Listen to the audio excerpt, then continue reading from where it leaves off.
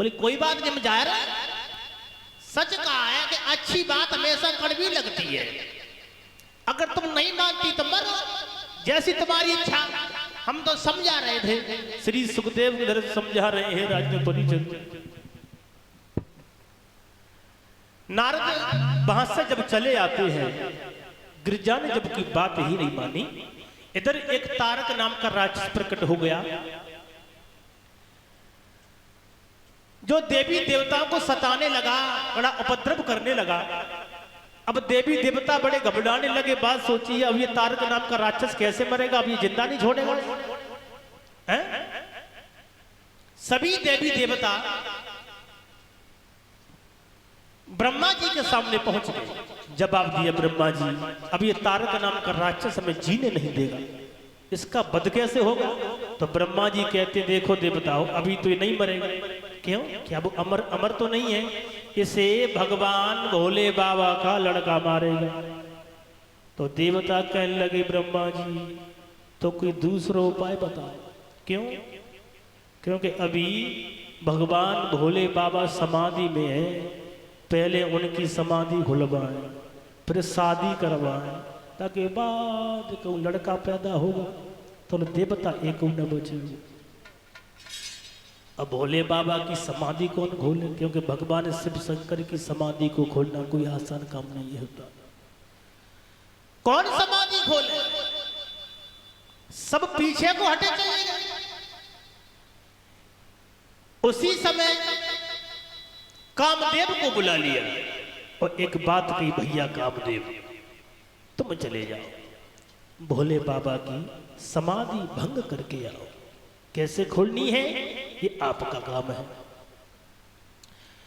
अब कामदेव अपनी पत्नी रति को लेकर के भगवान भोले बाबा की समाधि को खोलने के लिए चला।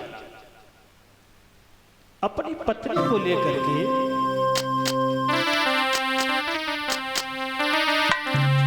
वहां जाने के बाद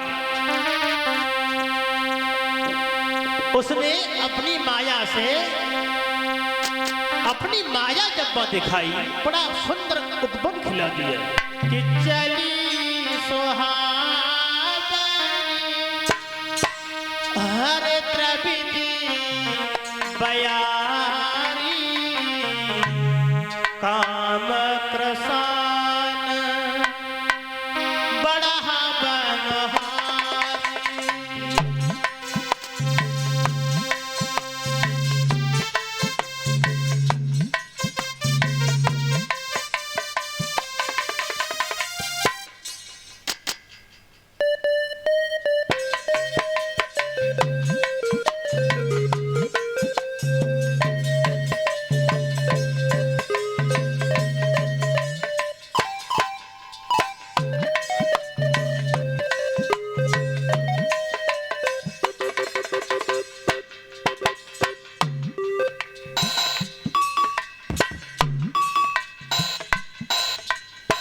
अपनी माया दिखा रहा है कामदेव,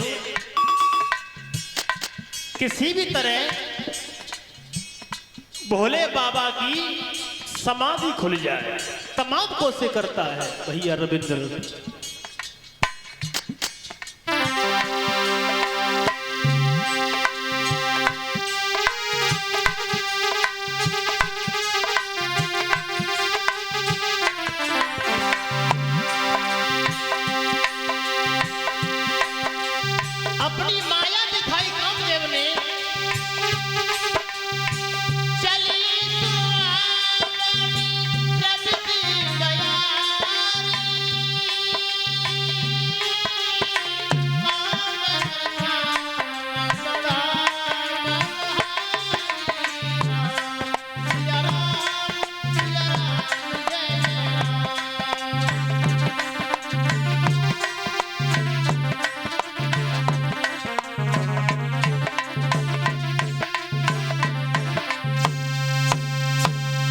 अपनी माया दिखाई, सोच रहा है कि किसी भी तरह भोले बाबा की समाधि टूट जाए।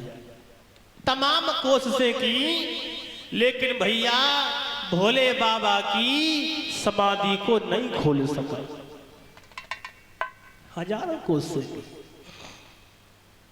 अंत में जब थक करके जमीन पर बैठ गया, अपनी पत्नी रति से एक बात कही है, रति अब हमारे बस से बाहर है, अब तुम एक काम करो, तुम धनुष बन जाओ, धनुष बन जाओ, क्योंकि हम भोले बाबा की समाधि नहीं खोल सकते।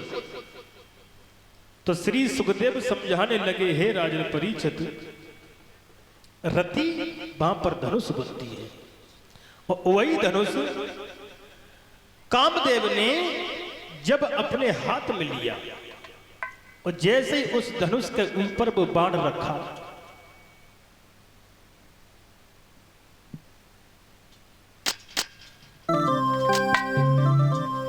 तो हुआ क्या,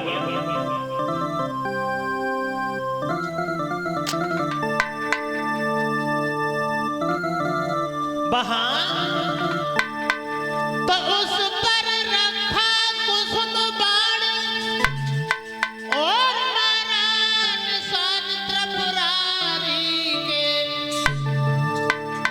बाण के साथ खुल गया ध्यान, खुल गए नेत्र कामारी के।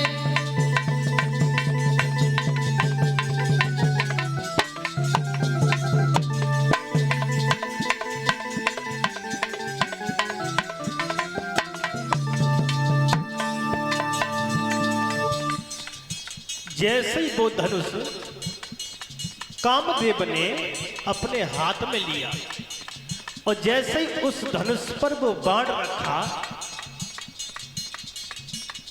और जैसे ही वो तीर भगवान शिव शंकर के लगा, इनके दोनों नेत्र खुल गए और दोनों नेत्रों के साथ वो तीसरा नेत्र भी खुल गया। तो हुआ क्या,